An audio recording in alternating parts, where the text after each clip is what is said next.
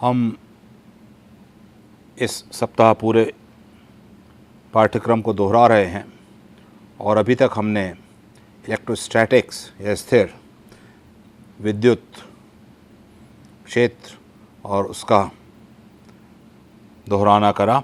अब हम स्थिर चुंबकत्व की ओर बढ़ेंगे और इसमें जो हमने सीखा है या जो आपसे जो अपेक्षा हैं उसके बारे में बात करेंगे।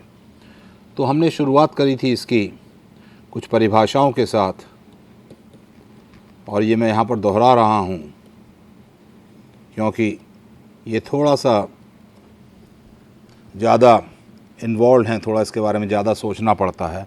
तो इसमें हमने एक बात करी थी धारा घनत्व की,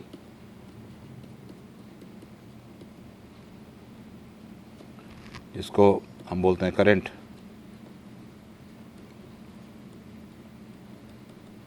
डेंसिटी, और इसको इंगित करते हैं जे आर से। और पृष्ठ धारा घनत्व, इसको हम बोलते हैं सरफेस करंट डेंसिटी, और इसको दिखाते हैं हम के आर से। तो यदि एक हम तार लें और इसमें कोई करंट या विद्युत धारा बह रही हो, तो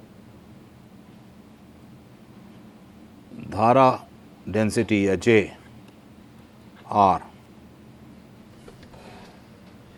इसमें इसके अनुप्रस्थ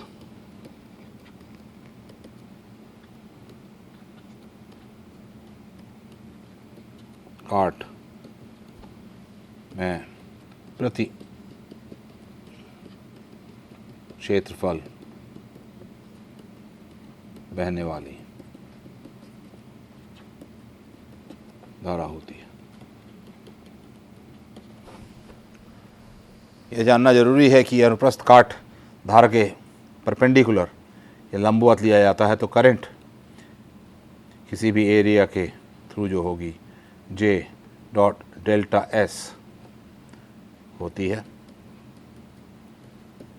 जहाँ डेल्टा S एक सदिश राशि है, छोटा क्षेत्रफल है। इसी प्रकार जो surface charge density, surface current density होगी वो सरफेस पे बहेगी,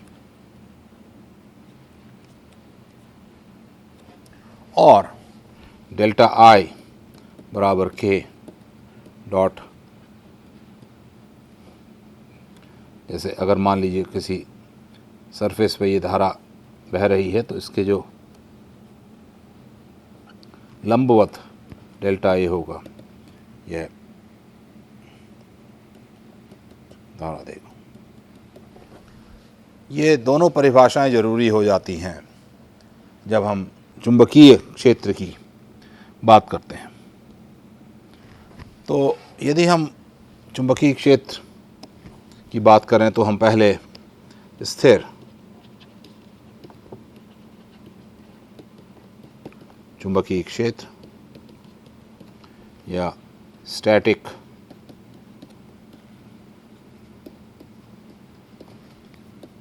मैग्नेटिक फील्ड BR की बात करते हैं।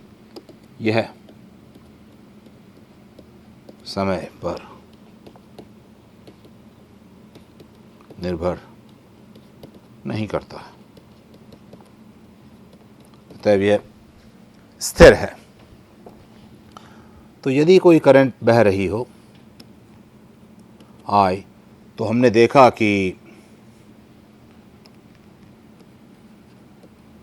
बायो-सैवर्ट लॉ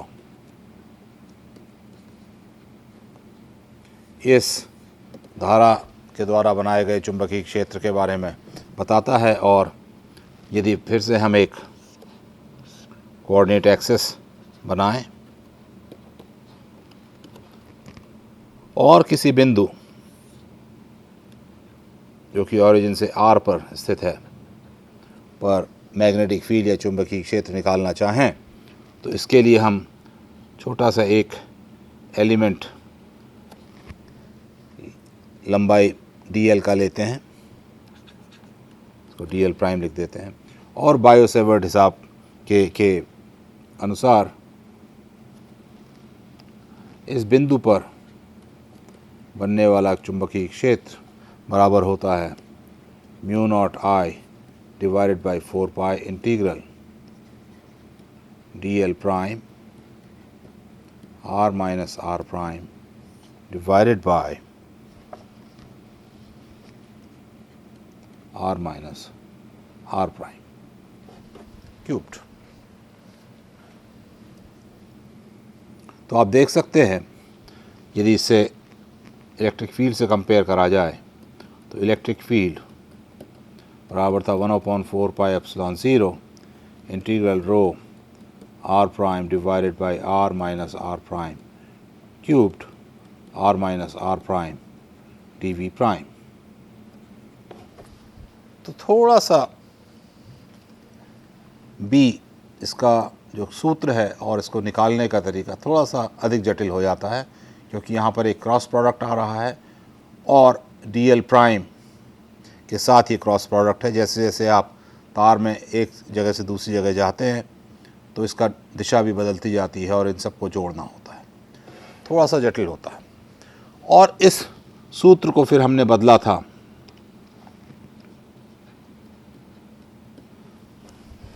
ये लिखा था धारा घनत्व के रूप में, तो ये आ गया था mu 0/4 pi integral JR prime cross R minus R prime divided by R minus R prime cubed dv prime. और ये थोड़ा थोड़ा अब दिखने लगता है इलेक्ट्रिक फील्ड फॉर्मूले की तरह, इसको देखिए आप, और जटिलता अब भी रहती है क्योंकि इसमें एक क्रॉस प्रोडक्ट या वेक्टर प्रोडक्ट है। तो इसका जो अर्थ होगा वह यह कि यदि आप एक आयतन में, एक वॉल्यूम में कुछ चौड़े तार में बहने वाली धारा देखें तो जगह जगह JR अलग अलग हो सकता है। तो जो B फील्ड पैदा होता है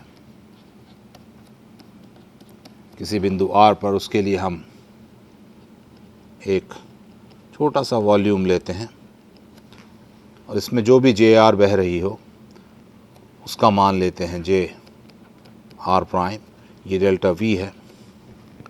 और यदि R पर हमको B निकालना हो, कोई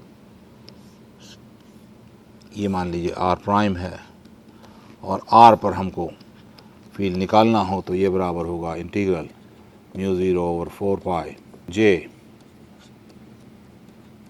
R prime cross R minus R prime over R minus R prime cubed dv prime. और इसके बाद यदि हम इसके डिफरेंशियल फॉर्म्स लिखना चाहें, क्योंकि कोई भी फील्ड निकालने के लिए यदि उसके हमको डिफरेंशियल इक्वेशन पता हो और उसके किसी बाउंड्री पे मान पता हो तो निकालना आसान हो जाता है। तो इसको यूज़ करके हमने निकाला था कि डाइवर्जेंस ऑफ B हमेशा शून्य आती है। कंपेयर करिए, द डाइवर्जेंस ऑफ E बराबर रो R ओवर एप्सिलॉन 0 थी, लेकिन डाइवर्जेंस ऑफ B शून्य आती है। और इसका अर्थ है कि कोई फ्री मैग्नेटिक मोनोपोल या मैग्नेटिक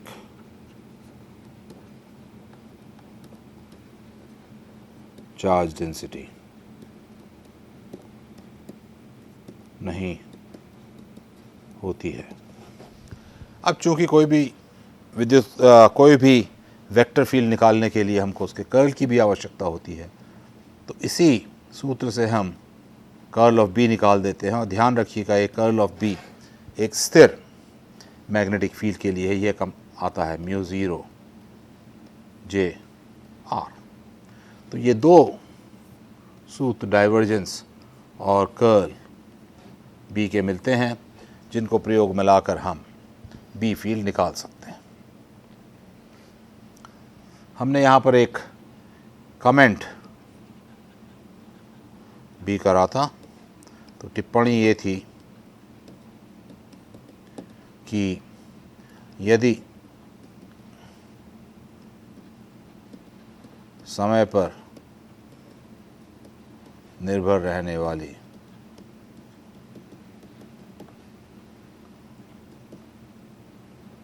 विद्युत धारा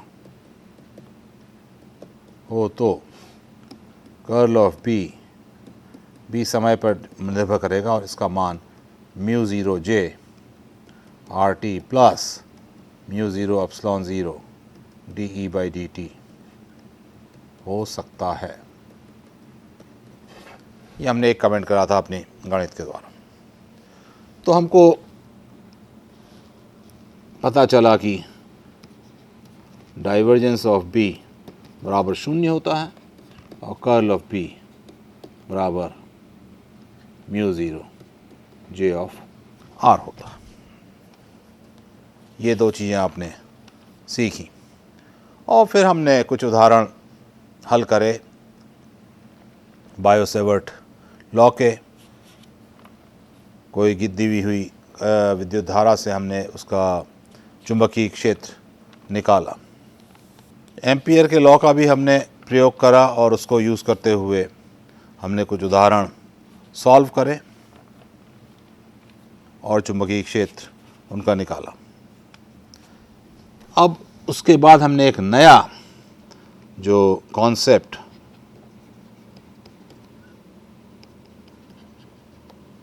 दिया कि बी फील्ड किसी स्थान पर एक वेक्टर पोटेंशियल के द्वारा ज्ञात करा जा सकता है। तो ये एक नया कॉन्सेप्ट था कि इसको हम कहते हैं वेक्टर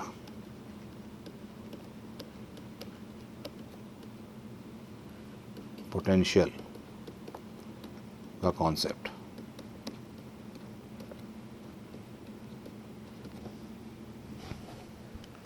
और इसको हम फिर से यदि तुलना करें तो ई फील्ड एक स्केलर पोटेंशियल के ग्रेडियंट के द्वारा निकाला जा सकता था।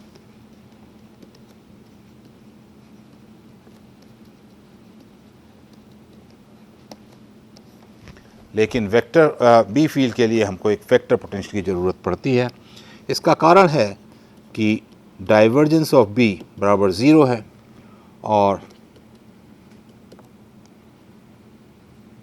डाइवर्जेंस ऑफ कर्ल हमेशा 0 होता है। ये एक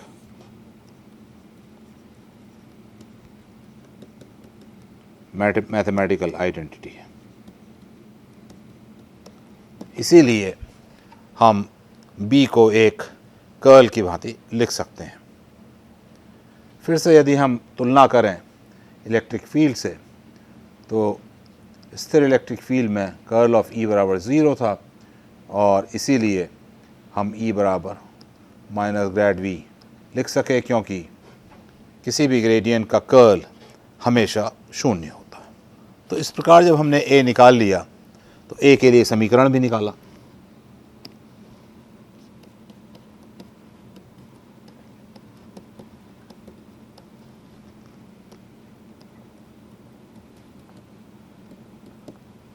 सबसे पहले हमने देखा कि हम कर्ल ऑफ A बराबर 0 बना सकते हैं।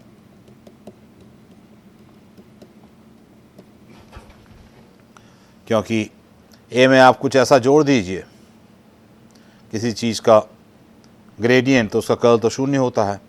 तो उस क्वांटिटी को ऐसे चूज़ कर सकते हैं कि डाइवर्जेंस ऑफ A 0 हो जाए। और उसके बाद हमने देखा कि हम डाइवर्जेंस ऑफ ए ज़ीरो लेते हुए डेल स्क्वायर ए बराबर लिख सकते हैं माइनस म्यू ज़ीरो जे, जिसका अर्थ यह था कि इसके हम 3 कंपोनेंट्स लिख सकते हैं। Del square A X equals minus mu zero J X, del square A Y equals minus mu zero J Y, and del square A Z बराबर minus mu zero J Z. तो यह बिल्कुल electric field के Poisson equation की तरह है, और इसका जो हल होगा बाउंड्री कंडीशंस के साथ वह भी V की तरह ही होगा, लेकिन अब चूंकि ये वेक्टर पोटेंशियल है तो इसके 3 कंपोनेंट्स होते हैं, 3 घटक होते हैं। तो A को हम लिख सकते हैं AR बराबर mu zero over 4 pi integral JR prime over R minus R prime dV prime. तो ये एक हमने फॉर्मूला या सूत्र निकाला था वेक्टर पोटेंशियल A के लिए। फिर हमने उदाहरण कुछ हल करे वेक्टर पोटेंशियल निकालने के लिए विभिन्न चार्ज करंट डिस्ट्रीब्यूशंस के लिए। इसके बाद हमने दिखाया कि एक छोटे करंट लूप के लिए वेक्टर पोटेंशियल AR बराबर आया था mu zero over 4 pi M cross R over R cubed. तो इसमें हमने माना है कि M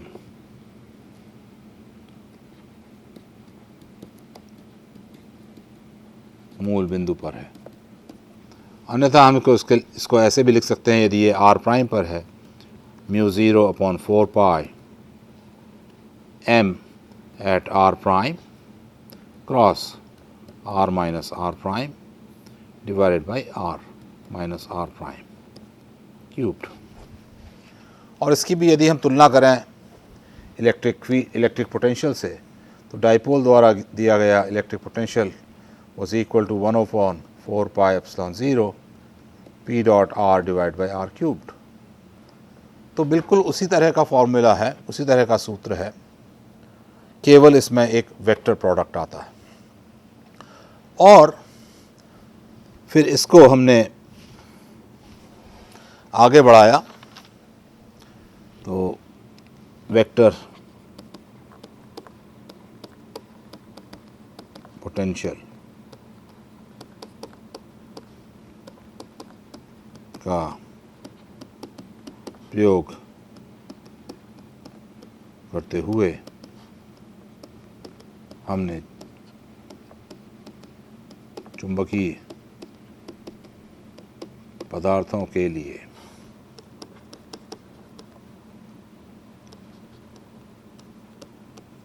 मैग्नीटो स्टैटिक्स की गणित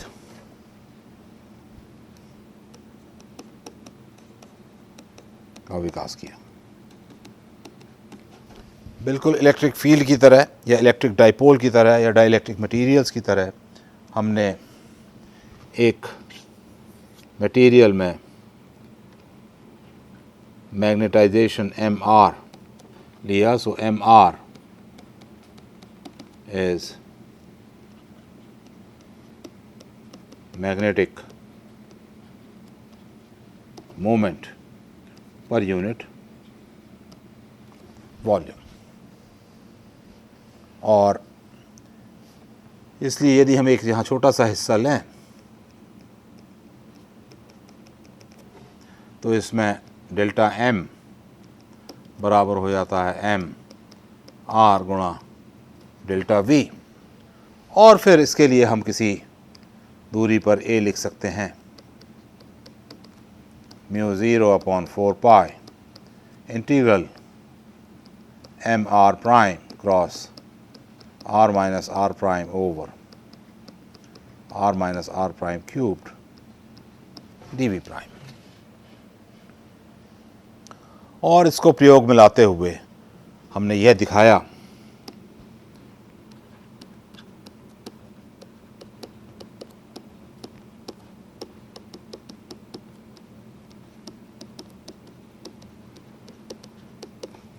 कि कोई भी मैग्नेटाइजेशन को हम बाउंड करंट डेंसिटी JBR तथा bound surface current density KBR के टर्म्स में सोच सकते हैं। तो जैसे कि पहले मैंने लिखा था कि M एक मैग्नेटाइजेशन छोटे करंट लूप के लिए I गुणा A होता है, उसी तरह का प्रयोग करते हुए हम दिखा सकते हैं यहाँ पर कि जब आप एक मैग्नेटिक मटेरियल हो जिसमें कुछ मैग्नेटाइजेशन हो तो उसके लिए जो बाउंड करंट होती है JBR ये बराबर होती है कर्ल ऑफ M तथा जो इसकी सरफेस बाउंड करंट होती है ये बराबर होती है M cross N on surface. तुलना करते हुए फिर से हम देख सकते हैं इलेक्ट्रिक मटेरियल्स में रो बी था जो माइनस डेल डॉट पी था तथा सिग्मा बी था जो पी डॉट एन था। तो बिल्कुल विद्युत क्षेत्र की तरह ही ये होता है, केवल एक जो डॉट प्रोडक्ट था वहाँ उसकी जगह यहाँ पर एक क्रॉस प्रोडक्ट आने लगता है। फिर इसके हमने कुछ उदाहरण हल करे थे कि एक कोई मैग्नेटाइजेशन दिया हुआ है, उसकी वजह से किस तरीके से क्या क्या बाउंड करंट्स आएंगी या सरफेस करंट्स आएंगी, और फिर से टोटल करंट, जैसा कि टोटल चार्ज इलेक्ट्रिक फील्ड में ज़ीरो होता था, इलेक्ट्रिक पदार्थों के लिए ज़ीरो होता था, यहाँ भी टोटल करंट शून्य आएगी। तो यदि आप टोटल करंट निकालें बाउंड बल्क करंट JB से, और ये वेक्टर होना चाहिए, और KB से सरफेस करंट निकालें तो दोनों मिलकर ज़ीरो करंट देती हैं। इसके आधार पर फिर हमने चुंबकीय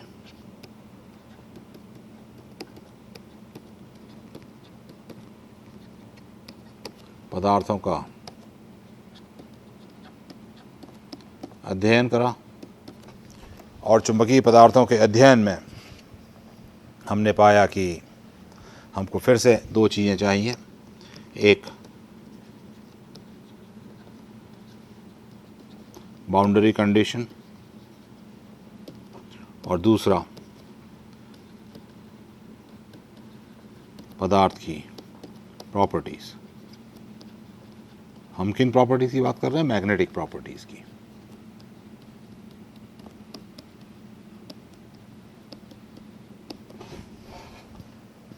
तो तीन तरह के पदार्थों का हमने विवरण दिया, डायामैग्नेटिक,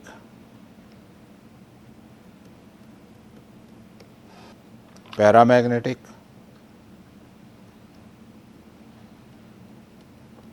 और फेरोमैग्नेटिक। इसमें डायामैग्नेटिक और पैरामैग्नेटिक दोनों लीनियर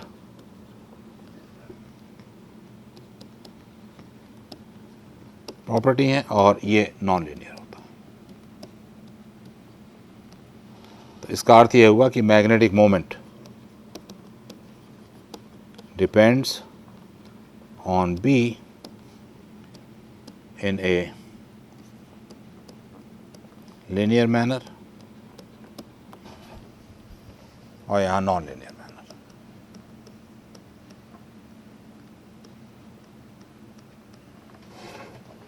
तो इन सब से डील करने के लिए फिर एक, जिस प्रकार से इलेक्ट्रिक फील्ड में एक डिस्प्लेसमेंट की हमने बात करी थी, उसी प्रकार से यहाँ पर एक अतिरिक्त चुंबकीय फील्ड की बात करते हैं। तो देखिए हमने लिखा था कि जे बी बराबर होता है कर्ल ऑफ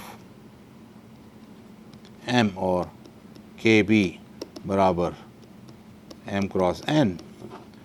तो बायो-सेवर्ट लॉ से हमने देखा था कि कर्ल ऑफ बी बराबर होगा इसमें mu zero J free plus mu zero जे बाउंड। और चूंकि जे बाउंड हमें पहले से पता नहीं है तो इसको हम दूसरी ओर ले आते हैं। तो mu zero J free, there's a minus sign here, minus plus he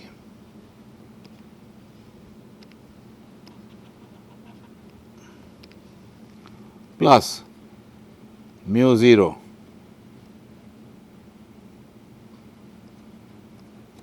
curl of M. तो फिर हम इसे डिफाइन करते हैं, curl of B divided by mu zero minus M बराबर जे फ्री।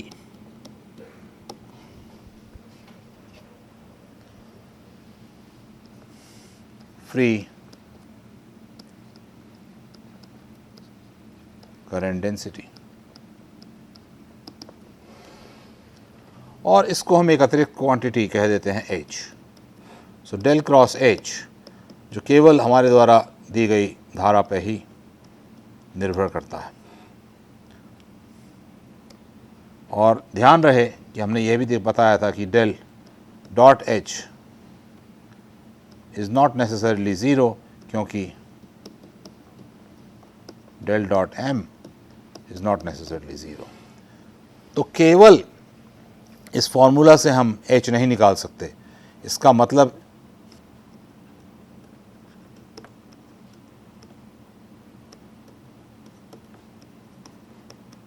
कि H बराबर mu zero over 4 pi integral J free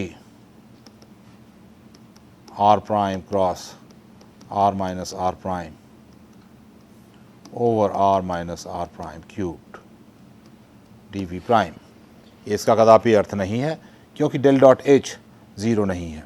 तो फिर से हमको, जैसे पहले कहा, बाउंड्री कंडीशन चाहिए, एच और एम का डिपेंडेंस चाहिए, और तब अलग अलग पदार्थों के लिए हम क्या उनमें चुंबकत्व पैदा होगा, क्या उनके द्वारा दिया गया चुंबकीय क्षेत्र होगा, यह निकाल सकते हैं। तो पैरामैग्नेटिक या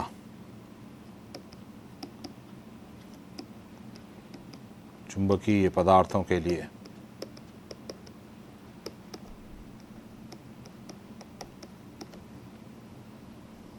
जो मैग्नेटिक मोमेंट किसी जगह पर होता है, ये बराबर होता है काई मैग्नेटिक एच वहाँ पर, जहाँ काई एज पैरामैग्नेटिक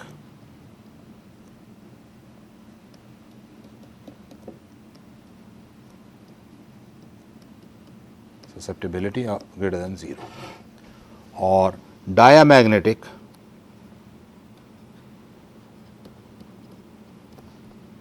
या प्रति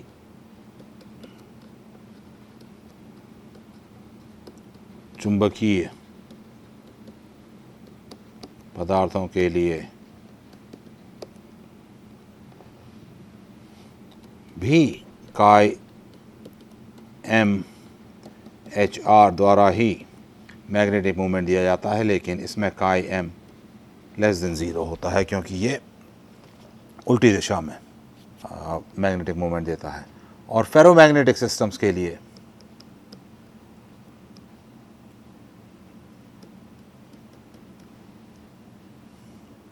इसको हम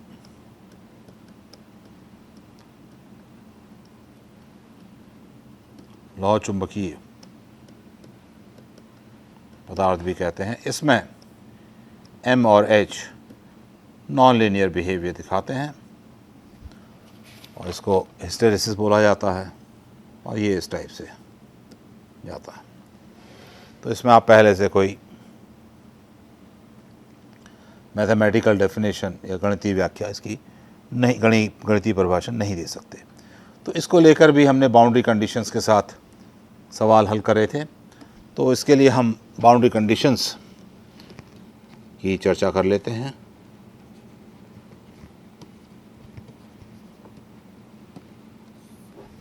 तो यदि हमारे पास एक पदार्थ 1 है, पदार्थ 2 है, तो चूंकि डेल डॉट बी हमेशा शून्य है, तो इसकी वजह से बी परपेंडिकुलर दोनों पदार्थों में सतह नहीं, बाउंड्री पर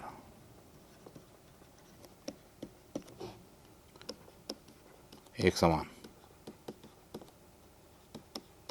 होगा। तो यदि यहाँ पर एक बी परपेंडिकुलर है, बी परपेंडिकुलर 1 और बी परपेंडिकुलर 2, ये बराबर होंगे। और दूसरी कंडीशन आती है डेल क्रॉस एच बराबर जे फ्री, और यदि सतह पर कोई जे फ्री नहीं है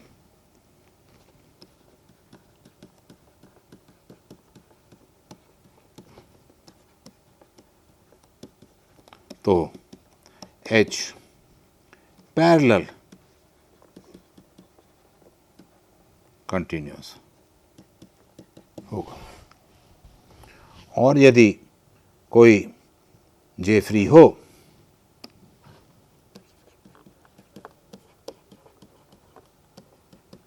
तो H parallel 1 minus H parallel 2, मैं दिशा नहीं लिख रहा हूँ, will be K free.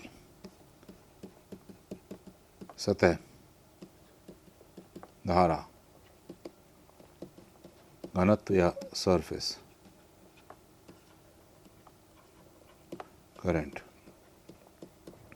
Density. तो ये सब हमने करा था। फिर इसके कुछ उदाहरण करे थे, साथ में कुछ उदाहरण करे थे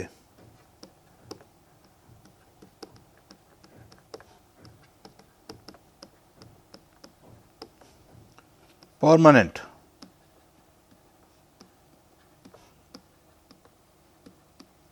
मैग्नेट्स के लिए। और परमानेंट मैग्नेट्स में क्या होता है,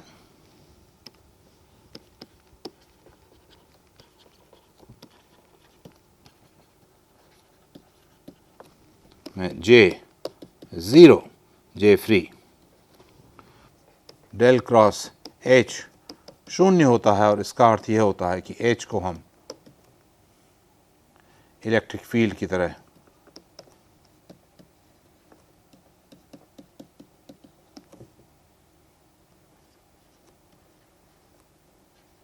कैलकुलेट कर सकते हैं।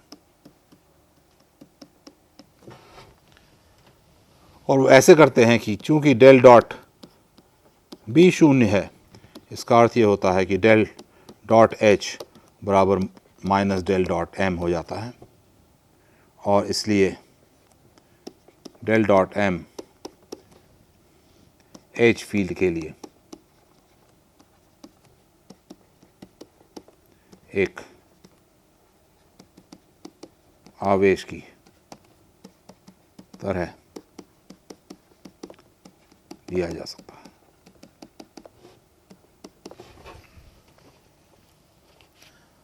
तो ये सब मिलाकर हमने इतना सब इलेक्ट्रोस्टैटिक्स में करा।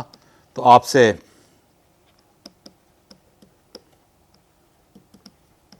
आशा की जाती है कि 1, आप बायो-सैवर्ट लॉ का उपयोग कर दिए हुए करंट के लिए भी निकाल सकेंगे।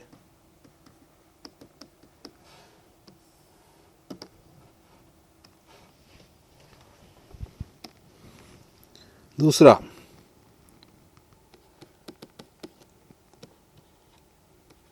डेल क्रॉस बी बराबर म्यू ज़ीरो जे, जिसको हम जानते हैं एम्पियर्स लॉ के नाम से। इसका इंटीग्रल फॉर्म भी होता है B dot D L equals mu zero I enclosed, जिसका हमने चर्चा करी थी लेक्चरों में। तो इसको प्रयोग करते हुए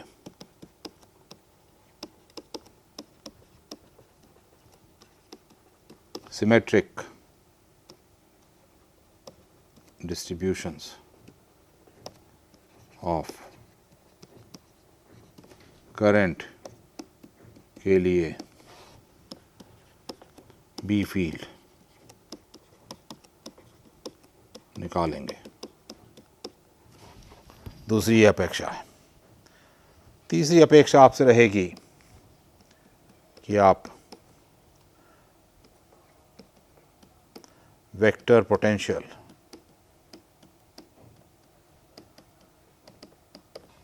ए की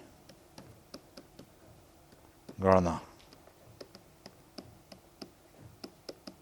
कर सकेंगे। चौथा, चुंबकीय पदार्थों में बी एच तथा एम की गणना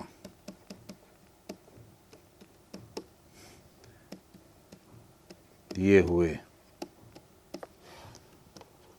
धारा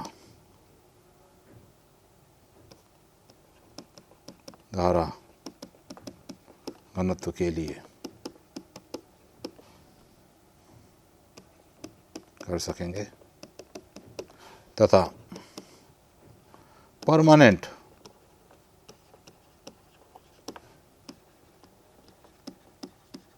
मैग्नेट्स के लिए H तथा B की गणना कर सकेंगे। स्टॉप।